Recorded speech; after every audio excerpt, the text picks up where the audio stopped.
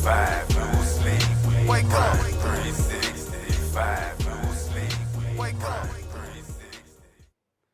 Welcome to the Gain&Retain365 podcast. Today we have the pleasure of speaking with Mr. Vincent Burr with Artistry922. How you doing today, brother? I'm doing well, How are you? Hey, man, I'm blessed, man. Highly favored. Yes, sir. I love it. Good to have you, man. Yeah, I appreciate you having me out here. Man, for sure. Man, we're going to kick this thing off, and I want to just dive in and get the origin of Artistry922. How did it get started? Okay. So, originally my company was called Vincent Burr Photography. Okay. I started it back 9 years ago when I was in college. And so the reason I started it was really just because, I needed a hobby. I feel like I didn't have a hobby, so I felt like I was getting drained by, just everyday life, by not having some kind of creative outlet. And so actually, somebody gave me the camera, my very first camera. Really? It was a Canon T6. And somebody gave it to me because, they had taken a photography class, they didn't need it anymore, So I mean, I thank that person. They know who they are. I really thank them for that. And when I was younger, man, I never had any school pictures and anything. My mom didn't have a lot of money, so I never wanted to bother her with stuff like that. I got you. I'm like, look, if we eat today, I'm all right.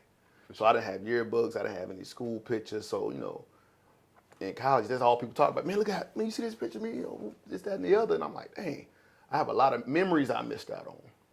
And so from there, I took a photography class, I did some YouTube University, stuff like that. Straight up. And so I started giving out free sessions to like high school seniors who couldn't afford their pictures.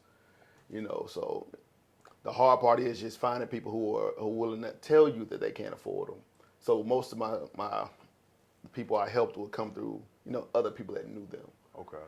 So working with like the Urban League, stuff like that, they always knew somebody who needed something. And so it's kind of where my photography started.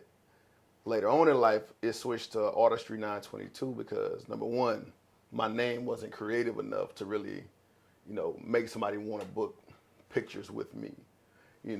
I think, a lot of photographers fall into that trap of name your company after yourself. Right. But when it comes to like branding, you want something that they don't necessarily tie with just you. So my daughter was born September 22nd. We lost her 3 months after that due to some heart conditions. Her name was Anaya. So of course I had to find a word that started with A, and artistry is about, how you express yourself and how you show off what, your creative ability. So we went with artistry, and then 922 is her birthday. Man, that's amazing, man. That's amazing. Yeah. Man, my condolences also, brother. Oh, absolutely. That's amazing, man. How you turned that trial, man, into a victory. You know what I mean? Absolutely. That's amazing, man. That's amazing. How long have you guys been in business? So as far as the photography aspect goes, we've been doing this for 9 years. Okay. So it started back in 2012. Excuse me. But, along the way, we picked up different things. We've started different ventures. So, we have our photography aspect. We have our T-shirt company, which started about 2.5 years ago. And so, one of our biggest parts of our T-shirt business is it's called our black entretypes. Okay. So entretype is a word we made up, actually. And it kind of encompasses, those everyday people who have our own businesses and our own grinds. But we came up with it because we felt like, the everyday Joe wasn't getting enough, recognition. I got you. So, for instance, back to my mom. My mom was a CNA starting out. And, I never heard people say they wanted to grow up to be CNAs. But CNAs do a lot of the back work when it comes to, different medical things. And so, one of our characters is actually a nurse, and, each one of our characters has something, additional to them. So, we have stylists, nurse, photographers, realtors, just all these different jobs that don't get the MBA recognition, right? I got you. But at the end of the day, we can't all be doctors, lawyers, and judges, and NBA, NFL players, but there's something superhero-like about being your own business person. And, you know, I think we gotta really, you know, up the way we respect those things in order for our children to want to be those things. Most definitely. Okay, so you were gifted your first camera. Yeah. And that kind of pushed you into your purpose as far as your photography. Mm-hmm. Okay, so you started out and you were doing free photo shoots. Yep. Okay, to the less fortunate. Mm-hmm. How did that take out for you? Did you get a great response? Were people gravitating towards you, or did you have to keep working towards building it and getting them to you? How did the process go? Man, so initially, not a lot of people would book with me, even for free, because, you know, it's something about somebody being new to something that kind of scares people off. Yes, So yes. a lot of my first clients, of course, were my friends and, you know, their relatives. That, oh man, you know, this is my guy. You know, he's trying to get started. All this. Right. And so I did that for probably the first 6 months. Then I got that photography class, so I learned some more creative things I could do. You know, I learned some of the basic settings. I was able to turn my camera off auto and go to manual, so I could really, control the things I was doing. You know, this is when I learned how to do, you know, take pictures in RAW format, edit them in Photoshop, you know, things like that. So I would say after a year in, it's when I really started to get clientele. Okay. You know, people started to know me. They started to know my business. They knew what my work looked like. So from start to your first paid job, how long was the gap in between that, from doing it pro bono to getting paid? Probably 8 months. 8 months. So you 8 did it months. you gave it away for 8 months before you got paid. Yeah, absolutely. And that was the grind, and you was learning it and just doing your due diligence, figuring it out. Yep, absolutely. Because my thing was, I didn't want to charge people for something I wasn't sure I was giving a good product of. You know, it's like, if I can't cook, I can't charge you to eat my food. I need you to help me mold into something that's worth selling. Good point. You know, and it's funny because even after 8 months, I got my first paid job. Probably a year, maybe even 2 years after that, I was selling myself short on what I could be charging. You know, because again, you have to feel comfortable with your product. And so, you know, when you see other people around you, they're like, oh man, they do great work. Right, Does mine really measure up to that? Or am I putting my work on a high pedestal? Right. So a lot of time, I spent a lot of time trying to figure out if I was even competitive in my field. So I actually studied under Sue Bryce. She's a photographer. She's actually in the UK. I mean, granted, I didn't work directly with her, but it was like through online school, stuff like that, Okay. where I could have some, you know, direct feedback and criticisms from her. And from there, man, the price shot up. Let's just say that. So would you consider her a mentor of yours? Absolutely, absolutely. Until this day, you still stay in touch? Okay, some of the courses and stuff? Still got some email correspondence. And yeah, I still have a lot of her coursework I have saved on my computer to go back and relook at. But like, she does a great job in breaking down the entire business from start to finish. Wow. So I like that. I want to tap in on that real quick. So you invested in yourself. That's the word right there. Yeah, and you're your best investment, man. Absolutely. Most definitely. What did that course cost you, if you don't mind me asking? So it was, I want to say $90 a month. Okay. For how many months did you subscribe? Probably 2 years. Okay. Yeah. Yeah. I mean, and this is the thing about it. No matter what business we decide to go into, that's going to be a huge investment. And, you know, again, like you said, you are your biggest investment, right? Right. You know, so when it comes to T-shirt company, you got your press, you got your ink, you got your printers, you got your T-shirts, you know, and you buy all these things not knowing if you're gonna turn a profit. True story. You know, with photography, you buy your cameras, your lights, your tripods, everything else. Again, you don't know if you're gonna turn a profit. Man, it's uncertain. Yeah, so the hardest part about being your own investment is you have to have that true confidence that you'll turn a profit, or you'll at least gain something from this that's worth it. So that investing in that course, that really, it upped your game a lot. Gaining that knowledge, working with someone on that level of in that expertise. So what all did you learn from her? What were you able to take from those courses and implement into your business? Yeah. So again, man, the best thing about her is she helps evolve you from start to finish. So she helps you with pricing sheets, like how to price yourself out. What do you charge people for? What's the best way to, really increase your income? How do you, your setup, your light setup? How do you set up your lights for this type of shoot? How do you set it up for this one? She does posing classes. So how do you, if you have a husband and wife, how do they interact in a picture versus a brother and a sister? So just, man, pretty much every different aspect of the business. And the reason I was so appreciative is, I'm not knowing of every field, but I know specifically in photography, it's hard to get people around you to teach you something. Why is that? I think everybody feels as if, you're a competition with one another. But, so the scripture, 1 John 2:10 says that he that loveth his brother abideth in the light, and there is none occasion of stumbling in him.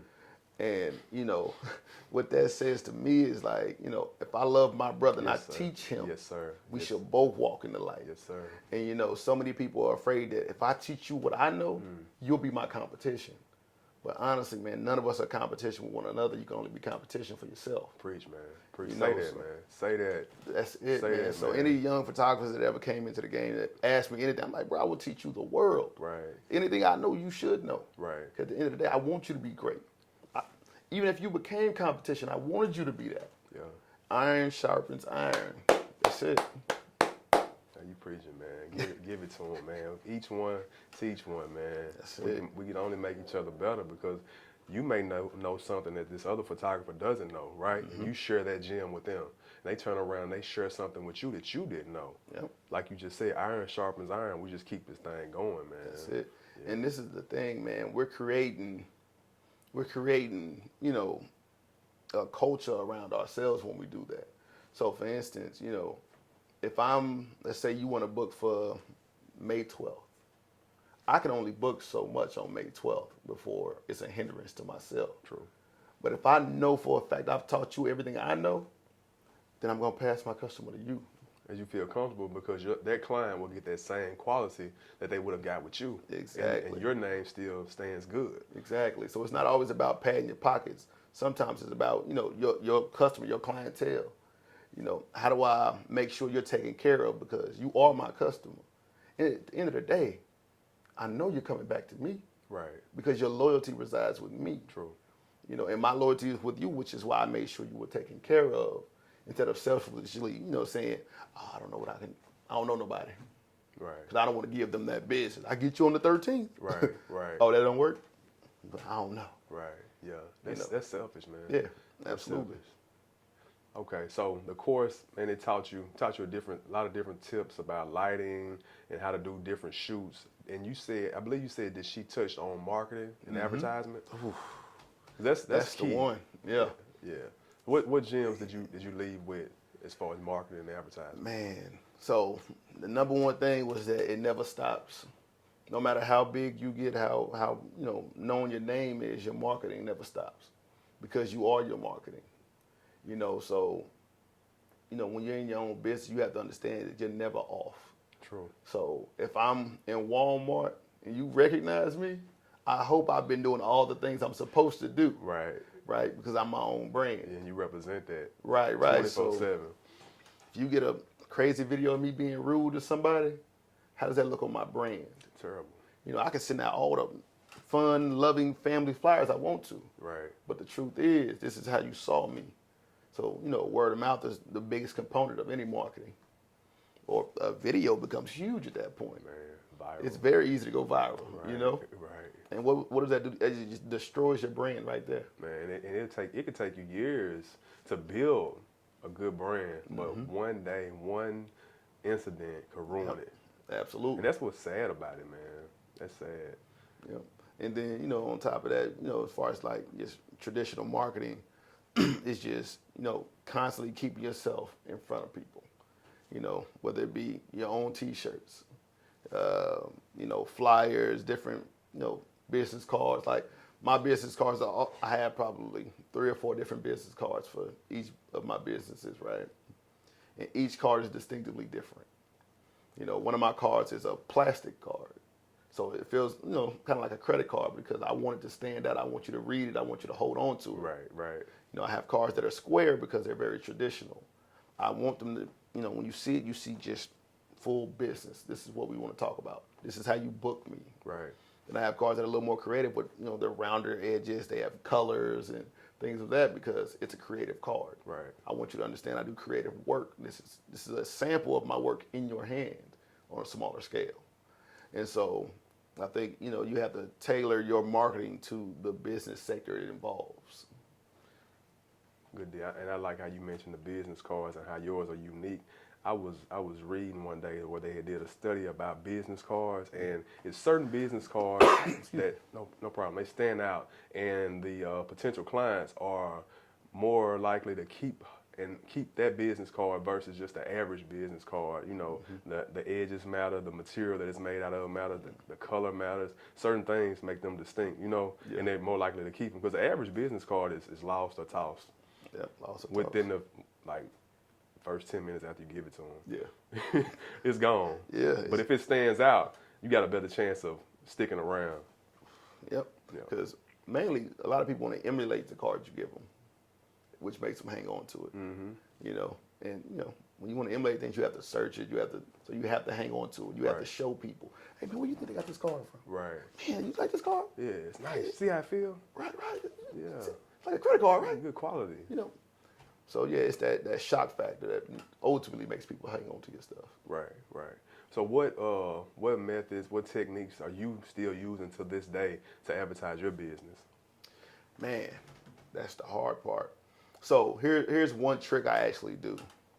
I have 4 couples, 2 in Tulsa, 2 in Oklahoma City, that I do free sessions for still.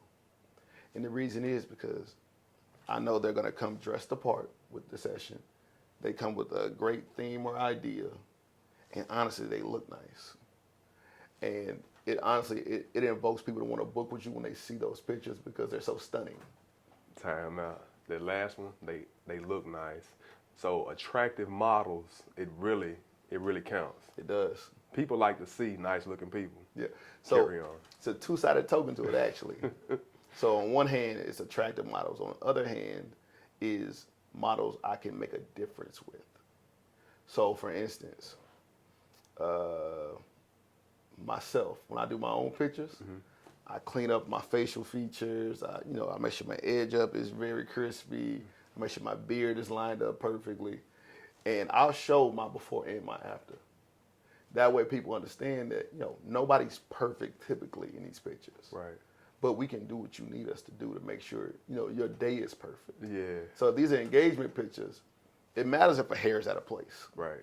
You know, this ain't just, you know, taking pictures of my kids, Right. you know, playing in the playground. These matter. These are going out to a lot of people. True.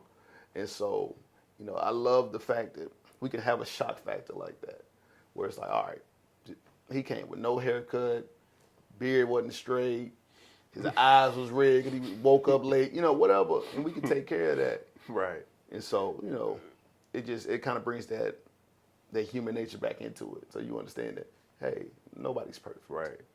But we can help you get there. We Right. can do whatever you want to do. Right. Y'all see how he transformed that guy? Man, he was toe up, man. Man, you better go over there to them. They got you. That's it. Cool, man. So these 4 couples, man, how often do you go and do a shoot for them for advertisement? I would say usually at least once a year. Okay. Sometimes twice, kind of depending on, you know, where we are as far as booking goes. Okay. And you'll pump out all those photos just on social media, your website, and Yep. So social media, my website. So I have 2 places specifically on my website. I have the landing page as soon as you go in, where it's like a miniature slideshow before you actually enter my website. okay. When you enter the website, there's a banner across the top. Those are the 2 places I like to change my pictures more often, just because those are the things you see the most. And they're both slideshows, so even if you're not clicking, pictures is changing. Right. But yeah, through social media, man, that's the biggest influence right now. It's just, you're tagging people. So especially if your people are popular, let them post you. Mm-hmm. Oh man, you see what they did, man? They always get us right. Right. Because it doesn't matter if you pay for this session or not. Nobody knows that. Right. I like that. What you know is you keep returning to my business. Yes, I like that. And then you said, especially if your people are popular, it's something to be said about influential people, and they're able to help you grow your business because it's like, hey man, you see what such and such, she got a shoot with Vince, man. I'm gonna book a photo shoot with Vince. Because it's that word of mouth. Yeah. Especially with an influential person. Absolutely. So, like my brother Jamal, him and his wife, I did their engagement pictures. Now I couldn't do their wedding, of course, because I was in the wedding. But I did their engagement pictures, and man, I almost cried looking at these pictures. Really? Because it's something about your people coming with it. They came with the attire. They had 3 different outfits. They looked good, makeup on point, hair on point. Like, I was like, man, y'all made it kind of easy for me, know. Right. But, it allowed me to kind of up my game and really focus on the finer details, what stop I'm using, or, how can I frame this picture, because I didn't have to look so much about, all right, make sure all the hair is in place, make sure, all right, what kind of shoes he got on, So with them coming to part, man, it just all came together. Yeah. And so those are probably like some of my some of my best photos I've taken, because it just all came together perfectly. And I noticed you said they made it easy for you. So what are some of the pros? That's being one. When they come, they dress the part, they look good. That's a pro for photography, right? What are some of the cons? What are some of your pet peeves when you're doing a photo shoot?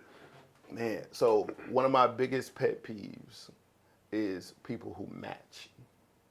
So you shouldn't necessarily... Couples that match? Okay. You shouldn't necessarily match each other. That's a big thing, though. Yeah, but so, all right. You don't want to match, you want to correlate with one another. Okay. So if coordinate. I wear all yellow, you don't necessarily wear all yellow with me. We might mix and match to make it go together. Like if I wear blue jeans and a black shirt, you don't necessarily have to wear the same thing. You can wear black jeans and a jean shirt. Okay. Some way that we kind of go together without necessarily wearing the exact same outfit. What's the problem with that when they wear the exact same colors? What's the problem? It's so hard to highlight one of you versus the other, or it's hard to really get you to be together when you're matching exactly. It just doesn't look the same. Okay. But if you can put it together without matching, it really does wonders. Okay. Especially when it comes to like family photos. A lot of people typically like to have the woman and the daughters dress exactly the same, and the father and the sons dress exactly the same. Don't get me wrong. Again, all of this works, but it doesn't allow me to move people around as I want to, because they're so matchy. I got you.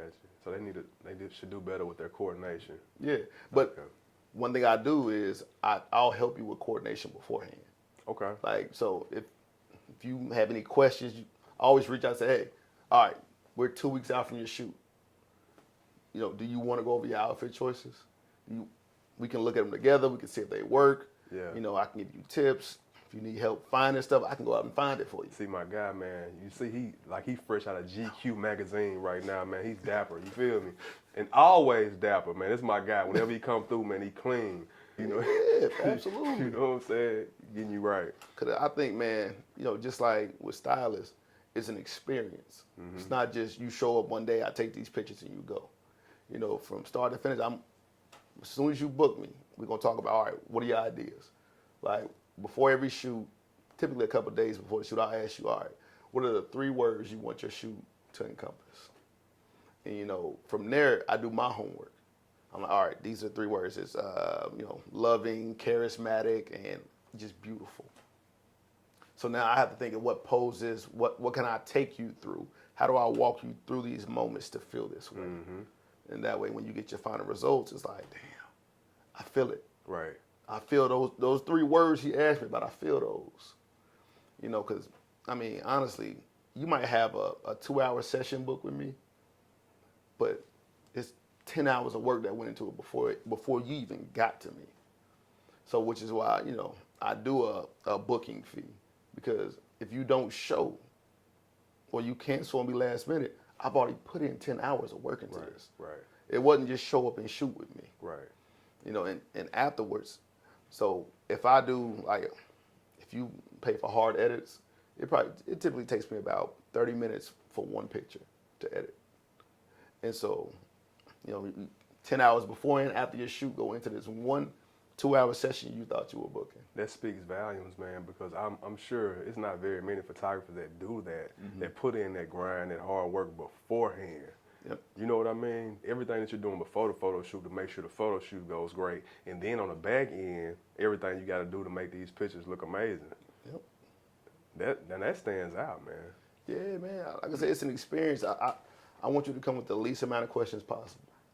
You know, one of the reasons people go to the same barber is they don't have to ask a lot of questions anymore. I go that first time, you say, all right, boom, how you like this? All right, how you like this? How you like this?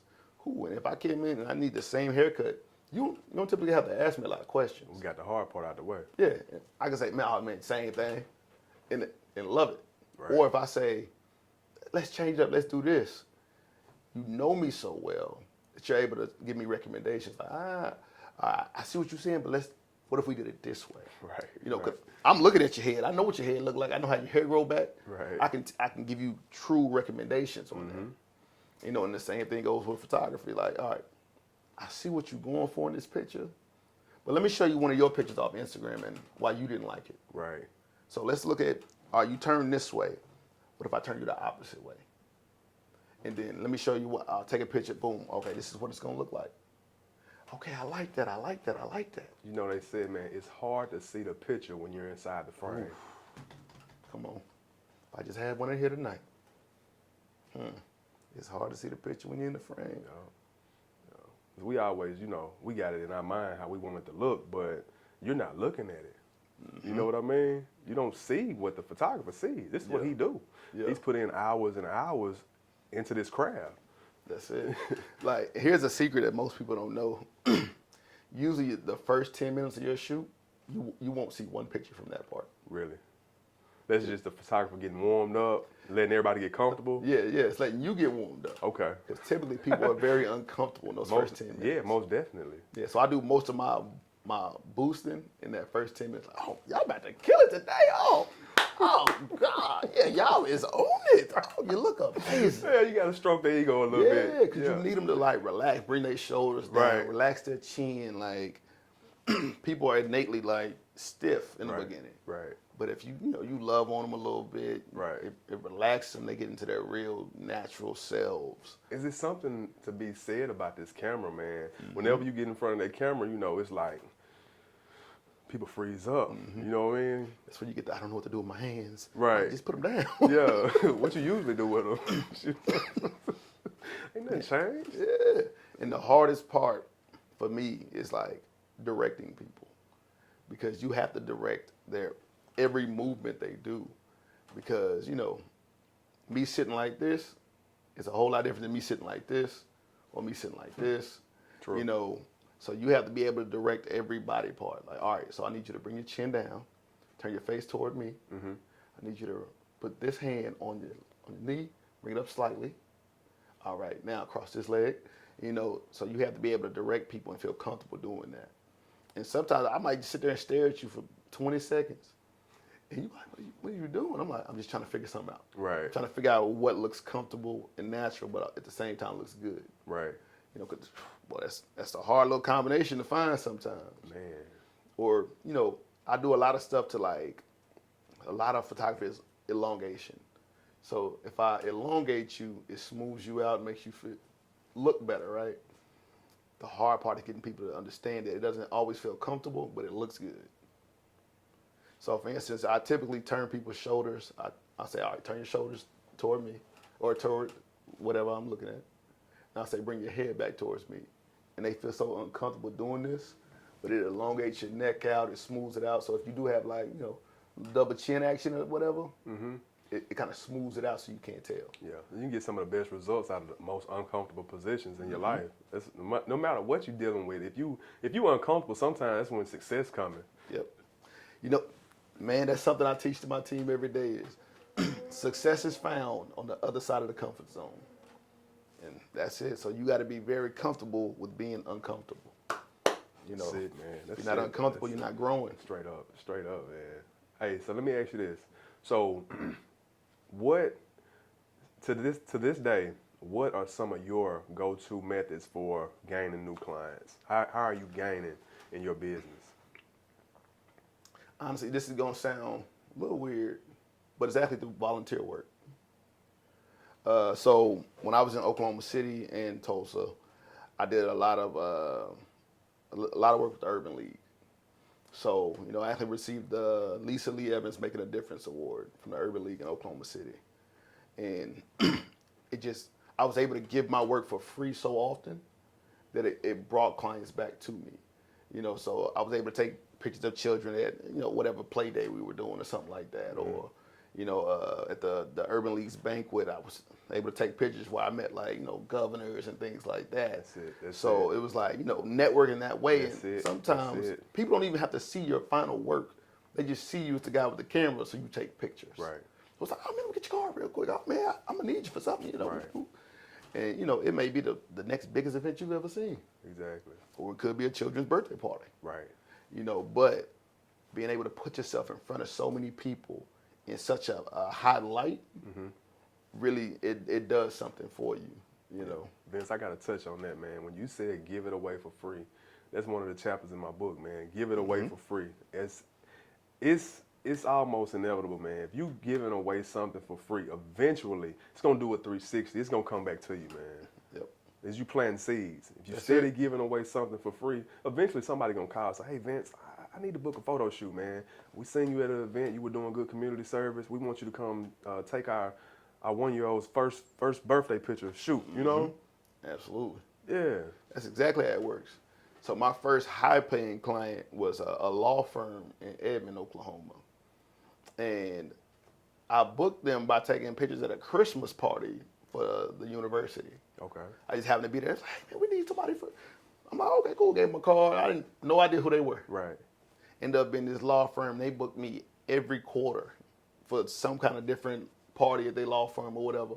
And it was like, I'm like, cool. So it was probably, I was making like $200 an hour for, you know, 3-hour session. They would always book me an extra hour at every event, and they would tip me heavily. Wow. And it was just like, yo, you know, for me, I'm like, oh my God. Right. Oh my God. Oh, this is my first, like, big hoorah. Like, right. I'm going home like, hey, baby, I did good today. Straight up. You can be proud of me. Right. You know I was an hour late getting back. That's why. That's why. Uh-huh. And, you know, anybody that was at that event would eventually slowly book me for something else. And, you know, the thing is, you know, on Wale's album, the album About Nothing, he has a quote from Seinfeld. And it talks about how you can't be ready for growth because it's growth that's going to be different. Yeah. And so that was the moment I realized you have to be ready. Well, you have to be as ready as you can be for growth. Right. Because it's going to come like that. Yeah, because you said that one free event, you were able to network, meet some different individuals that booked you at least one time for each year, 4 times a year. So you win a shot for them for every quarter. Yep. Wow. And that came from a free event. Free event. And that was just one of the clients I booked that day. You know, so it's, again, you might be used to doing one shoot a month. But that one shoot, if it's the right one, can end up landing you 10 in the next week.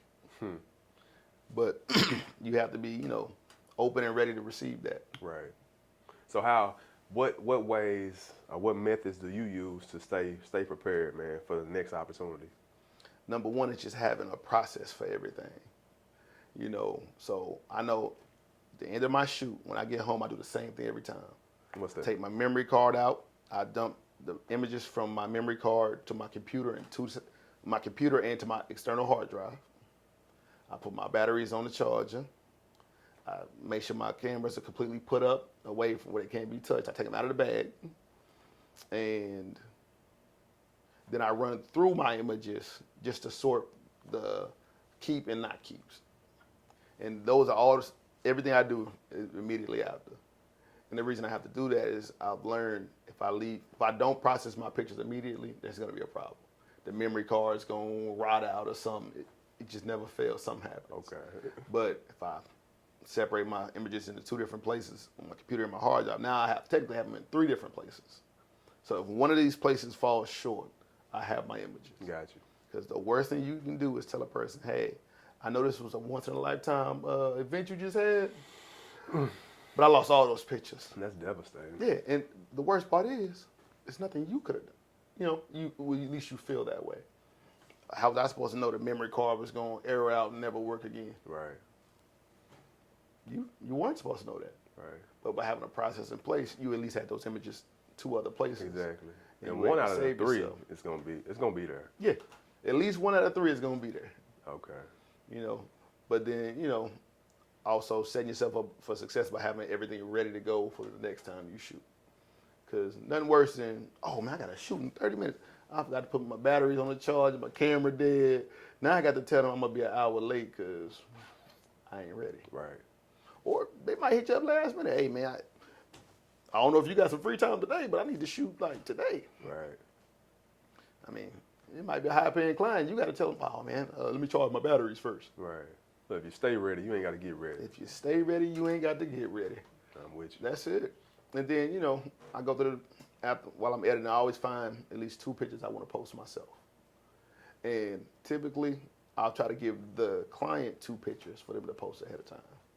That way people are prepared for the rest of the images. And I've already got my 2 favorite pictures out to them. Okay. So, because what I've learned, man, is people typically, they don't post the pictures you would post. I can find my favorite picture, and theirs would be something I hate.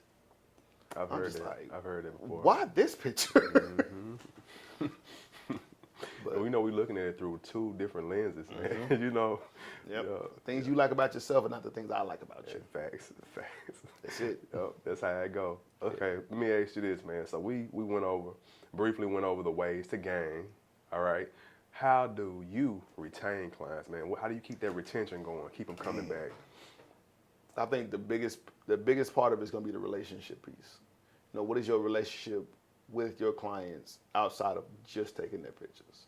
Now, I'm not saying you need to be anybody's best friends by any means, but around holidays, it's cool to send out an email to all your clients. Hey, happy holidays, thinking about you in this season. Right. If you need anything, let me know. Right. The simple thing. Yeah, because sometimes they might have been planning to reach out to you for the last 2 weeks. They just can't get to it. Mm-hmm. But if you email them, they're going to respond. True. Hey, man, I was just thinking about. And now you just successfully booked another session because you were proactive. That's it. Proactive, man. Yep. Yes, sir. Like when I moved to Arkansas, a lot of my clients didn't know I moved to Arkansas. And the way I would tell them is, as they booked me, I would drive back to Oklahoma. I would do their session, and I would say, all right, well, I'm about to head back to Arkansas. They'd be like, what? You in Arkansas? I'm like, oh, yeah, ain't nothing but a 6-hour drive. Nothing but. Right. And they'd be like, oh, why you didn't tell me that? I said, because I want to make sure I was still your preferred method to get your pictures. Right. Oh, no, absolutely. We could have worked out paying you more. Look here. I'm just happy to be here. And building that type of relationship where it's like, no matter where I move, I'm still your photographer. Right. Don't think that needs to change. Because if I just sent you a blanket email or you just see me update my website, it might be like, oh, he must not be taking pictures out here anymore. No, I'm still here. Right. I can travel. It's no worries. Right. And so I say that to say if you do move, you need to contact your people. Mm-hmm. Whether if they have something recently booked, cool, tell them that way in person. If they don't have something, email. Hey, everybody, just want to let you know, boom, we are now in the great state of Arkansas. However, we still service these places. So when you need us, we're here for you. Cool. So, and let's touch bases on that, man. Making that transition from Oklahoma to Arkansas, even though you still take care of your clients back in Oklahoma, Mm-hmm. how has that process been building clients here in the natural state? Man, it's been a little more difficult. So, my first transition before I came here, I was in Tulsa, Oklahoma. So I had moved from Oklahoma City to Tulsa. It was a little bit easier to build clientele because I was already known a little bit in Tulsa. Okay. Coming to Arkansas, it's 6 hours. Nobody knew me. So it came back to giving it away for free a little bit. Number one is just, always having business cards on hand. Like, man, there's no worse feeling than, you got a business card? Right. Man, I left it in my other pants, Because now it's like, oh, you don't take your business serious. Right. So having business cards on hand, being a person, again, you are your biggest marketing tool. If I don't like you as a person, I don't book you. Because honestly, we don't sell any product or service, we sell ourselves. Right. People buy from people they like, people they can relate to. Man, we steady hearing this. We keep hearing this same thing, man. Everybody not telling the same lie. People buy from who they like, man. That's it. That's the thing. And then, really just finding people who need something and filling that need. But again, I got tied in with the Urban League. Through my company I work for, I was able to donate to some HBCUs, like some funding. So, Flanders Smith, UAPB, different organizations in other states, and that's an easy way for me to get my foot in anywhere. Okay. So. Yeah, it's always good to be able to contribute to charity, man, for sure. And that shit is some light on you. Mm-hmm. Yeah. Absolutely. It just helps start your relationship with wherever you're going. Right. Okay, man. So my guy has multiple streams, man. So let's touch on this clothing line, man. Let's get back to that, man. Give us a spiel on that and how that kicked off all the way. You just one day decided, hey, man, we need some shirts to represent the photography brand. So that's originally how it started out. Okay. We had people that wanted to support us and they didn't necessarily need photos. So we said, okay, cool. We'll come out with 3 cool concepts that they don't just say Artistry922 and that's the end of it.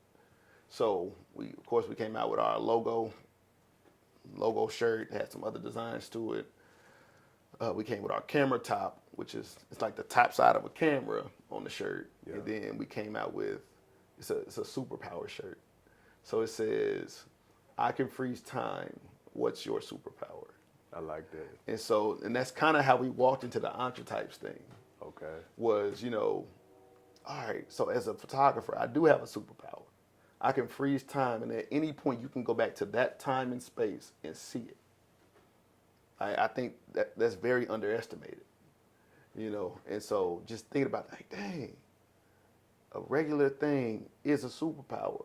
So what do we do in life? What else do we do that can be considered superpowers?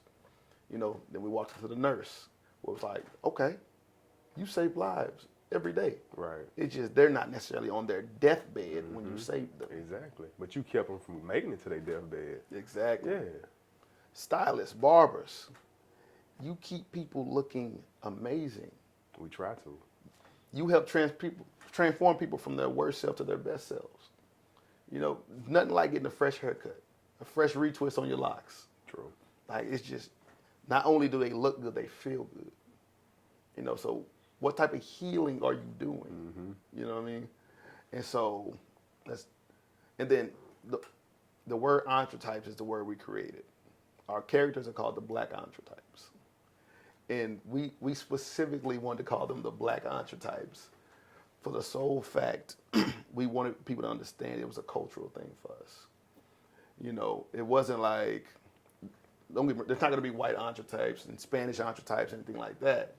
But it was like, I believe in my black people, and I was raised in a black household, and these are the superpowers I saw from my black people. Yeah. And that's the vibe you get, man. Once you enter the website, that's the vibe you get, man. You get black excellence, and it's just all over the site, man. Y'all got to check it out. Yeah. We'll give y'all the info before it's over with, but carry on. Yeah. And then, so it actually walks into our third business, which is, excuse me, a business my wife has started. It's not necessarily all the way up and running just yet, but it's called And Etc. Okay. Right. Spoiler alert. Spoiler alert. Okay. So, she's a stay-at-home wife, stay-at-home mom. Okay. And so I think we got to a certain point where it was like she felt like she was in a lull, where she wasn't doing enough. Before we moved here, she was a realtor, but with my job, I don't know how often we'll move. So we decided not to go back into real estate. And so she's like, okay, I need to do something. And when she tuned into, her mom of things, she decided, what can I do? I can create. You have T-shirts and this, that, and the other. What do I have? Granted, we do our business together, but she needed something for her. Right. And so she thought, her exact thought was, as moms, we have so much to do. And so she was like, I can list all these things, but at the end it's always going to say, and et cetera. We cook, we clean, we shop, we do this, and et cetera. Right. Because the mom's job is never done. Never done. A wife's job is never done. Never. And so that's kind of how we came up with the idea of and et cetera, is because, she creates all these different things, but there's always so much more to go. That's dope. Yeah. I like that, bro. When is it coming? So we looking to officially drop our first products within the next 4 months. Okay. So be on the lookout for some creative things, man. She got a mojo going right now. Yeah. Every time I come home, it's something new on the counter, something this and that. It's good to be excited, man. We want to have something that excites us and something to look forward to. Because when you inspire, you full of fire. You're gonna create some amazing things. You know what I mean? But if you ain't motivated about it, it's gonna be mediocre. You know what I mean? Let me ask you this. So my guy, man, he has multiple streams, man. We're gonna hop into another one. He's actually a content creator, him and his wife. Cooking on 350, man. That's the one. Cooking on 350, man. Nice YouTube channel, man. Y'all need to subscribe to him and his wife. They get on there and they cook different stuff, man. They just have a good time. It's good energy. So what birthed Cooking on 350? Man, honestly, so when we were in Oklahoma City, my job took me to Ardmore, Oklahoma, which is probably an hour and a half, 2 hours from Oklahoma City. Never heard of it. Right. It's like on the border of Texas. Okay. And so instead of moving the entire family, I moved just myself. Okay. So I would stay up there on the weekdays and come home on the weekends. And, we needed something to kind of mesh us back together, to make sure we were spending enough quality time with one another.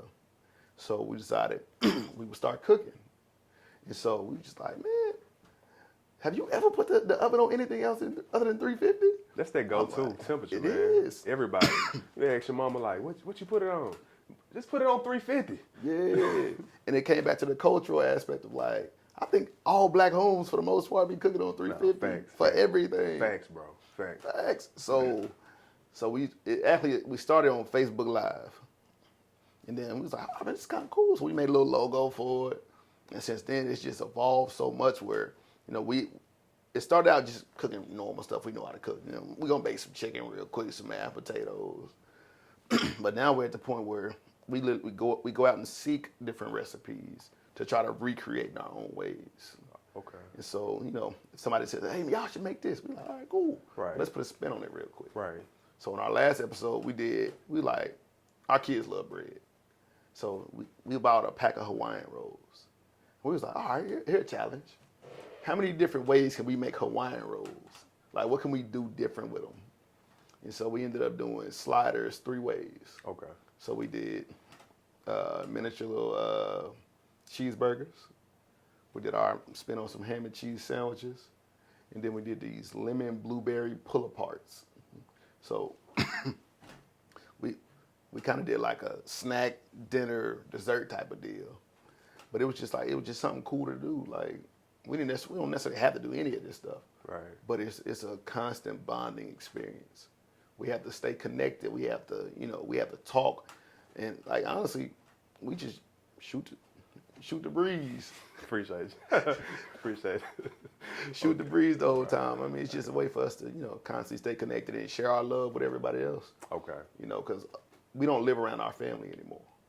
So this is a good way for us to update them on our lives as well. Right. If you ever want to know what we're doing, tune into the channel. Right. We're going to talk about our life. We're going to talk about our move from Oklahoma to Arkansas. We're going to talk about the things we do to stay connected with one another. We're going to talk about our children, our boys are going to be on here. So, you know, again, for family and friends, it's a way for them to stay connected with us as well. That's amazing. You killing two, maybe three birds with one stone, man. That's amazing. Cooking on 350. Yeah. And like I keep telling you all, my guys, man, he has multiple streams, man. So the last thing we'll touch base on, man, which is for this episode or for this purpose, it's the least most important, man. That's his 9 to 5, because this is a show for entrepreneurs. You know what I mean? But outside of being a photographer, outside of being content creator, having his own clothing line, my guy, he works for Enterprise. Am I correct? Mm-hmm. Yes, sir. And you've been there for how long? So I've been with Enterprise 6.5 years. So I'm an area rental manager out here.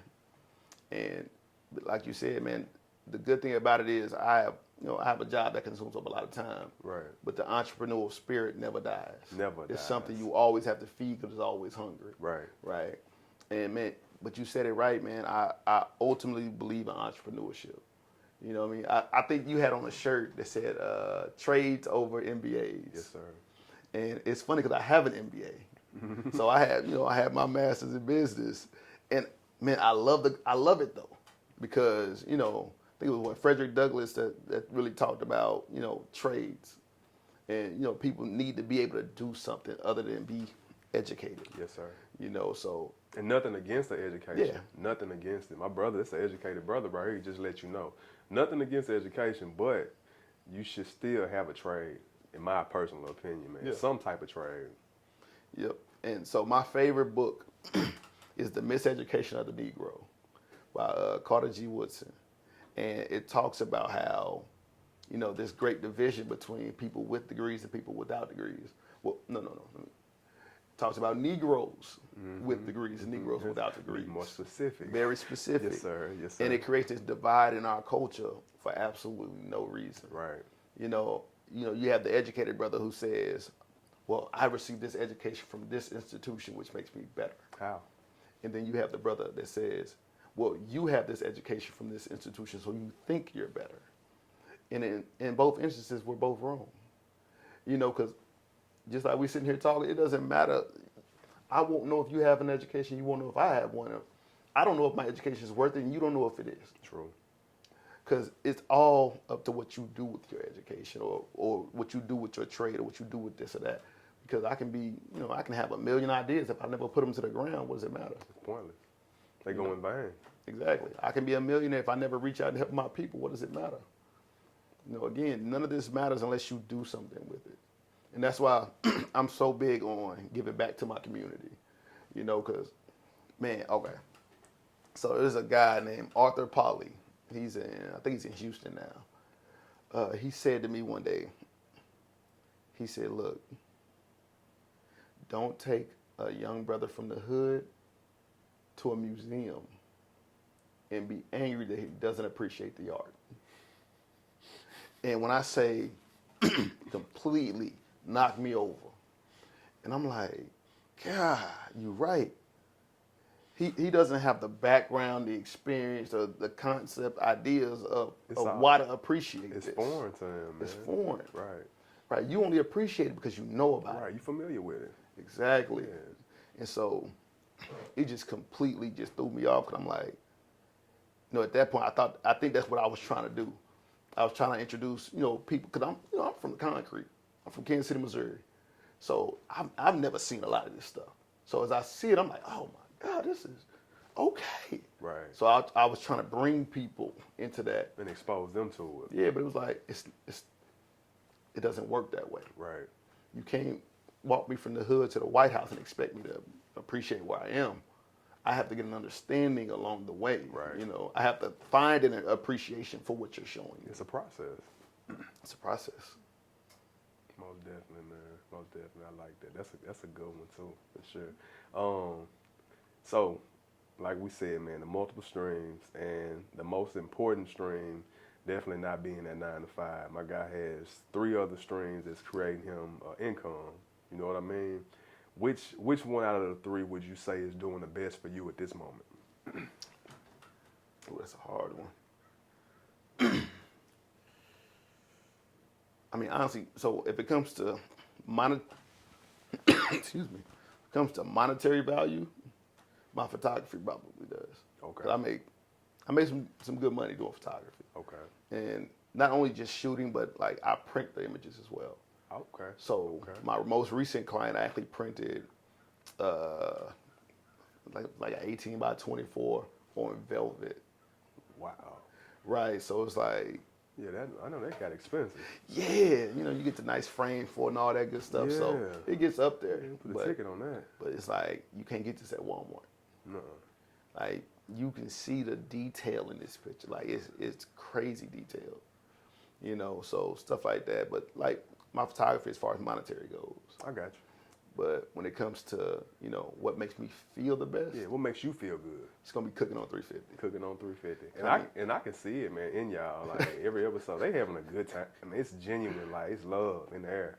Yeah, Cooking on 350, y'all need to tune in. absolutely. We're actually doing some giveaways soon too. Okay. Some coffee mugs, some tote bags, some t-shirts, stuff like that. So he always giving, man. It's something about that, man, and it's some attraction gonna come from that when you steady giving. You Absolutely. cannot lose giving, man. You think you losing because it's something leaving, but I guarantee you it's gonna come back. It's like a boomerang. It's gonna come back to you. Maybe by times 10. You know what I mean? Absolutely. So let me ask you this, man. What were some of the trials and tribulations that you faced in the beginning of your entrepreneur journey that just you'll never forget? That may help someone that you know that's aspiring to do the things that you're doing, so they can avoid that. Yeah. Man, honestly, the biggest hurdle I would say was thinking I had to choose between being an entrepreneur and working for somebody else right then. You know, I think, you know, as far as being an entrepreneur, you got to have something to fund that. So it's going to be a grind when you first start because, you know, like we said, you got to invest in yourself. It takes a lot of money to invest in yourself sometimes. Yes, sir. And, you know, not everybody has angel investors that's going to give you all this money because they see the bigger picture. Man, your 9 to 5 pay the bills. Your 6 to 10 bills an empire. Hello. Yeah, Whew. that's how it go. Yeah, so I've from working with, you know, with Enterprise, I've been able to do a lot of great things. You know, it got me in front of a lot of great people because I have a title, right? Mm-hmm. But through my own business, I've done a lot of great things as well. Like, you know, Ion Magazine named me, you know, one of the 30 under 30 for Oklahoma. You know, the University of Central Oklahoma gave me an award for the commitment to diversity. You know, the Urban League gave me the Lisa Lee Evans Making a Difference Award. So these are all things I was able to do through an entrepreneurial spirit. It wasn't Enterprise that got me that. And let me touch this, man. And this is before even hitting 30, right? Mm-hmm. My guy, you 29, 29. man. This brother, he carry himself like OG, man. You might not be able to tell. His brother just 29, man. He ain't hit 30 yet. And he's accomplished so much, man. I just wanted to shed some light on that. Yeah. For sure. Appreciate that. But yeah, like I said, man, you can do both until you can do one. I like that. You That's can it. do both until you can do one. Yep. And sometimes you just choose to continue to do both. Like for me, for instance, man, I love working for Enterprise. I honestly do. I get a lot of value out of it. Okay. You know, I mean, monetarily, you know, the benefits, all that good stuff. But at the same time, I love entrepreneurship. I love my photography. I love my t-shirts. I love my cooking. I love and et cetera. I love all that because it's a creative outlet for me and my wife. You know, so it's something I wouldn't give up. For sure. What words of encouragement do you have those looking to take your journey, man, go down your path? Which all journeys and paths will be different, but they headed in your direction, man. They want to do photography. They want to create content. They want to start a clothing line. What would Vincent tell them? What would you tell them? Man, honestly, I would say figure out your reason you're doing it. Figure out your why, huh? Figure out your why and stick to it. So every day I wake up, there's a poem I tell myself. It's called The Test of a Man. Every day I say that poem to myself because it tells me, again, why am I doing this? You know, why do I wake up so early? Why do I go to sleep so late? I gotta find this one. You know, I got to. Man, it's deep. It's that one. It's the one. And the thing is, man, I've used it for years now. The test of a man. The test of a man. So when I get into a situation where I'm being overcome with, you know, anger, sadness, anything, I recite this poem. So, for instance, I had an issue probably like a year ago where, you know, somebody just came at me with, you know, some racial stuff, all this stuff. And I had to take myself out the situation, and I just recited this poem over and over again until my voice steadied. And once my voice was steady, I knew I was calm enough to walk back into myself. But man, I mean, when I went, you know, any dark period I went through, this poem has walked me back out of it. So again, you got to find that why, because that's the one thing that's going to level you out when things go awry. Let's say it all, man. Let's say it all. And I like that, using the positive affirmations, man. They keep you going every morning. I like that. The test of a man. Y'all check it out, 'cause I will. Most definitely. Vince, any upcoming projects besides the one your wife's working on that you want to share with the world? Anything on the back burner? Anything cooking on 350, man? What we looking forward to? And honestly, so, you know, being from Kansas City, man, I love the Chiefs. And so right now, I'm working on a new Chiefs shirt, actually. Okay. That's probably the biggest project I got going. My brother's a crazy fan, so he waiting on this shirt. Okay. You know, and it's gonna be a shirt that embodies the KC Wolf. So a lot of people don't know who the KC Wolf is. I don't. It's actually the Chiefs mascot. Really? But you never see him. And going to school in Kansas City, like elementary school, the KC Wolf will come to your school. Okay. So it's like a childhood memory of mine, like seeing the KC Wolf. But I've never seen him like anywhere other than that. You never seen him on any merch or nothing? Not really, no. Wow. So I want to do something creative with the KC Wolf and kind of, you know, I mean, granted, this is just something I'm just working on just because I want to. Okay. But like, I think, you know, it's going to be a cool shirt. You know, if you're a Chiefs fan, you should cop it. But yeah. For sure. Well, it's upcoming. Yeah. Most definitely. Man, so how can they reach you, man? What's your contact, your social media, email, or whatever you want to give the world? So our social media is Artistry, or on Instagram, it's Artistry_922. Our YouTube is Cooking on 350. We also have an Instagram, Cooking on 350. You know, email Artistry922@gmail.com. Okay. Our website, most importantly, Facts. Artistry922.com. Check them out. Good merchandise, good quality. Yeah. Yes, most definitely. Brother, we appreciate you for taking time out your busy schedule, man, coming to see us. And, hey, we appreciate you the information that you gave. It's much needed. Absolutely. For sure, man. Yeah. Yeah. Anytime you want me out here, I'm here. For sure. Appreciate it. 365, no sleep. Wake up. 365, no sleep. Wake up. 365.